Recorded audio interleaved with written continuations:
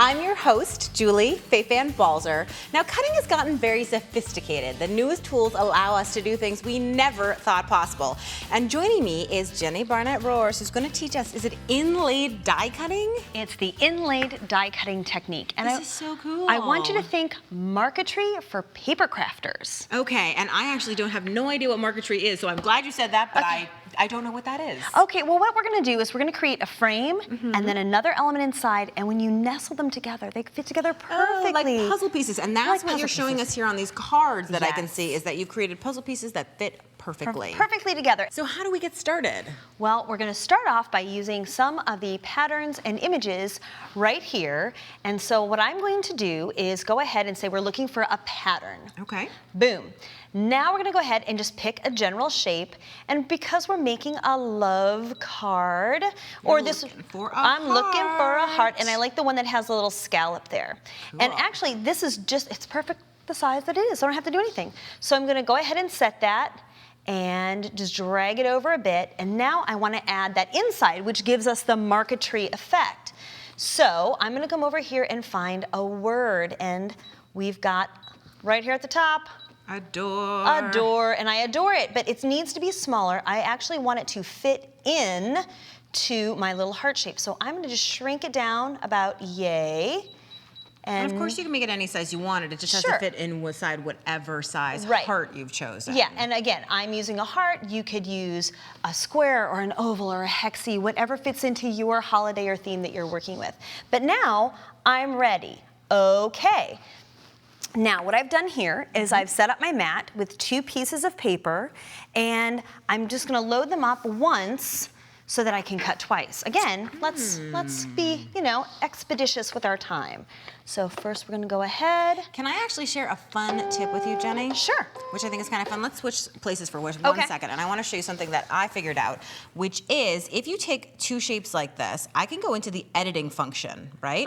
And then I can choose everything that's on my canvas, okay? And then I can group them together so they become one image, right? Then I can tell the machine that I want a second one, and it's actually gonna replicate the heart and the word that you created, so we could actually cut 2 at once. At once? I don't have to flip my mat around? Yeah. Is that gonna work for you? This is the crafting with a friend thing, right? You always learn new tips. I love it. So I'm gonna give this back to you and put you back in charge. All right, I'm put back in charge. All right, so now what we're gonna do is go ahead and go okay. Yes. And cut, and we're gonna start. So we're gonna take a minute. Now, if I were at home, what I would be doing is just, putting together my card base. And I've got something a little ready to go. By the way, we're gonna use some double stick tape for this, and I love this paperback double stick tape. And the reason why I love it is because it actually creates almost like a little nesting place for our marquetry action to be. So what I'm gonna do is kind of just putting together a little card base. Notice again, I'm using 2 different pieces of paper. And you're using lots of scraps and stuff that's left over. Scraps and pieces. You know, you kind of dress to coordinate with your project, which I love.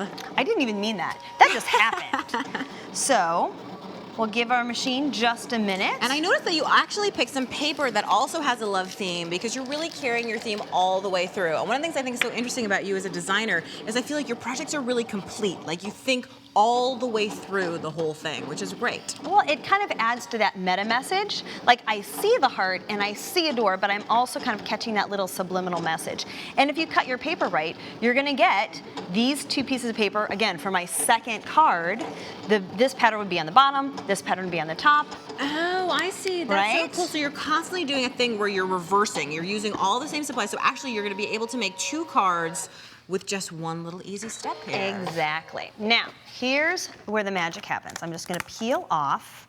Let's use this one today. Okay. And I'm gonna flip it over. Okay. Now I'm gonna take a little piece of my tape. Your double-sided adhesive. My double-sided tape. Then it has the, okay, so I'm gonna do like this. Oh my gosh, for a second I was like, Jenny, no. Don't put it where it's open, because then it's gonna be sticky. But I just realized you want it to be sticky. I kind of want it to be. That was stupid. It's not stupid. It's just, this is what makes the technique so much fun. So now I'm gonna pull off carefully my adore, And maybe, oh, if I had my little spatula handy, I would have used There it. you go. I got a friend with a spatula. But look what I got. I got fingers. Spatula. Fingers there are you good. go. Yes, exactly. So now what I'm going to do, I'm going to actually run this backwards so you can see a little better.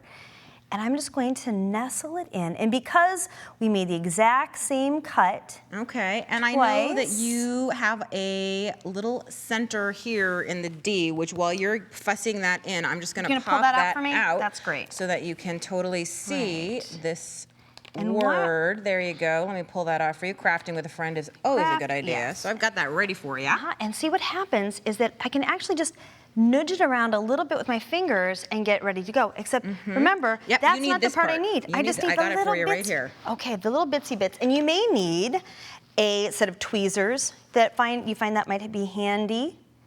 But I can just, again, tap. Look, I tap that right into place. Now I'm seeing what you're saying about it's like an inlaid floor. It's completely seamless. It looks, I mean, honestly, it looks better than when you put it just on top because it's just so seamless. It looks like an embellishment that was made, printed that way, kind of something fancy. like that. I love it. And if you ever have any problems with it, like if it's not going exactly right, you know what you can do is you can use a brayer to roll it down, or just smush it sort of into place a little bit better. Or run it through your manual die cut machine, but without any embossing folders or dies. Just let the pressure, again, kind of compress it into place, because then you're ready to go. Oh, and here's the reason why we use the paperback tape. You ready for this? Yes. Because now, boom, it goes right on there. Right on there. It's so perfect. And it's perfect. Now, again, if you wanted to do it a different way, you could use just like Scotch tape behind it and then use foam dots to pop it up. But now this is ready for a few embellishments, and you'll have not one, but 2 cards. Right, because of course, as you promised, we can take this white heart out right here, right? So you can have a card, I can have a card, we can all have a card,